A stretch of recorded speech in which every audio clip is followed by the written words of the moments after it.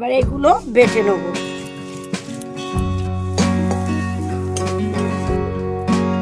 নমস্কার, আজকে কচুরি ডাঁটা আর কচুরি পাতা দিয়ে বাটা করব।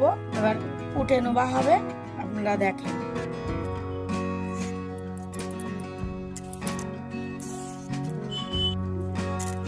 কচুরির পাতা আর ডাঁটা কাটা হয়ে গিয়েছে। কড়া বসিয়ে দেব, কচুরির পাতা আর ডাঁটাটা ভাপিয়ে নেবো একটু।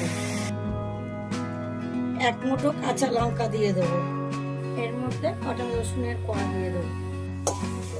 ভাপানো হয়ে গিয়েছে, এবার তুলে নেব।